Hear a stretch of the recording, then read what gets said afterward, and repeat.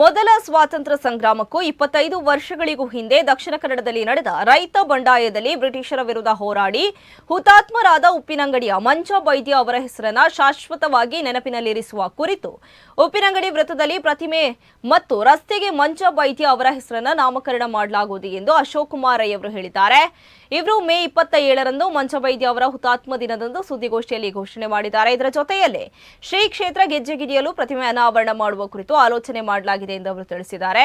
ಮಂಜ ವೈದ್ಯ ಅವರು ವಿಶೇಷವಾದ ವ್ಯಕ್ತಿ, ಯಾಕೆಂದ್ರೆ ಸ್ವಾತಂತ್ರ್ಯ ಪೂರ್ವದಲ್ಲೇ ಬ್ರಿಟಿಷರ ವಿರುದ್ಧ ಹೋರಾಟ ಮಾಡಿದ ವ್ಯಕ್ತಿಗಳಲ್ಲಿ ಅತ್ಯಂತ ಪ್ರಮುಖ ಪಾತ್ರ ವಹಿಸಿದ್ದಾರೆ. 1837ರ ಏಪ್ರಿಲ್ 5ರಂದು ಮಂಗಳೂರಿನ ಜಿಲ್ಲಾಧಿಕಾರಿ ಕಚೇರಿಯನ್ನು ತಲುಪಿದ ಕ್ರಾಂತಿ ವೀರರು ಅಲ್ಲಿ ಬ್ರಿಟಿಷ್ ಧ್ವಜ ಇಳಿಸಿ ಕ್ರಾಂತಿಕಾರಿ ಧ್ವಜ ಹಾರಿಸಿದ್ರು.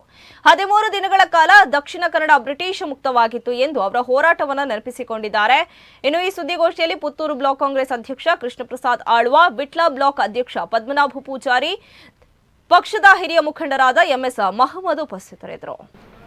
ಈ ಹಿಂದೆ ಬ್ರಿಟಿಷರು ಯಾರೆಲ್ಲ ಕೃಷಿ ಮಾಡ್ತಾ ಇದ್ರು ಆ ಕೃಷಿಯವರ ಹತ್ರ ಕೃಷಿಯ ಫಲವಸ್ತುಗಳನ್ನು ತೆಗೊಳ್ಳುವ ಮುಖಾಂತರ ಅವರ ಖಜಾನೆಗೆ ಅದನ್ನು ತೆಗೊಳ್ಳುವಂಥ ಕೆಲಸವನ್ನು ಮಾಡ್ತಾ ಇದ್ದಾರೆ. ಆ ನಂತರ ಬ್ರಿಟಿಷರು ಏನು ಮಾಡಿದ್ರು ಅಂತ ಹೇಳಿದ್ರೆ 1832ರಲ್ಲಿ ಕೃಷಿ ವಸ್ತುಗಳನ್ನು ತೆಗೊಳ್ಳುವ ಬದಲು ಅದನ್ನು ಹಣದ ರೂಪದಲ್ಲಿ ಪಡ್ಕೊಂಡು ಅವರ ಖಜಾನೆಗೆ ಅದನ್ನು ಪಡ್ಕೊಳ್ಳುವಂಥ ಒಂದು ಕಾನೂನನ್ನು ಜಾರಿಗೆ ತಂದಾಗ ನಮ್ಮ ಉಪ್ಪಿನಂಗಡಿಯ ಮಂಜ ವೈದ್ಯ ಅವರು ಇದಕ್ಕೆ ಹೋರಾಟದ ನಡಿಗೆಯನ್ನು ಇಲ್ಲಿ ಆರಂಭ ಮಾಡಿದರು. ಮಂಜ ವೈದ್ಯ ಅನ್ನೋರು ಒಬ್ಬ ಬಿಲ್ಲವ ಸಮಾಜದವರು.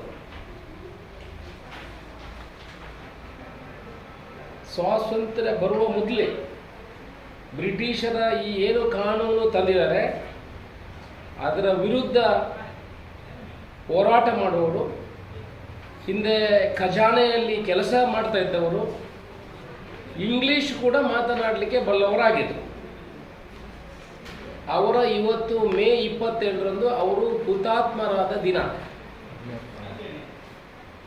ಈ ದೇಶಕ್ಕ ಸ್ವಾತಂತ್ರ್ಯಕ್ಕಾಗಿ ತನ್ನ ಜೀವವನ್ನು ಬಲಿದಾನ ಮಾಡಿದವರು, ಸ್ವಾತಂತ್ರ್ಯ ಪೂರ್ವದಲ್ಲಿ ಬ್ರಿಟಿಷರ ವಿರುದ್ಧ ಹೋರಾಡಿದಂಥ ಒಬ್ಬ ವ್ಯಕ್ತಿಗಳಲ್ಲಿ ಅತ್ಯಂತ ಪ್ರಮುಖ ಪಾತ್ರ ವಹಿಸಿದವರು ನಮ್ಮ ಉಪ್ಪಿನಂಗಡಿಯ ಮಂಜ ವೈದ್ಯ ಅವರು.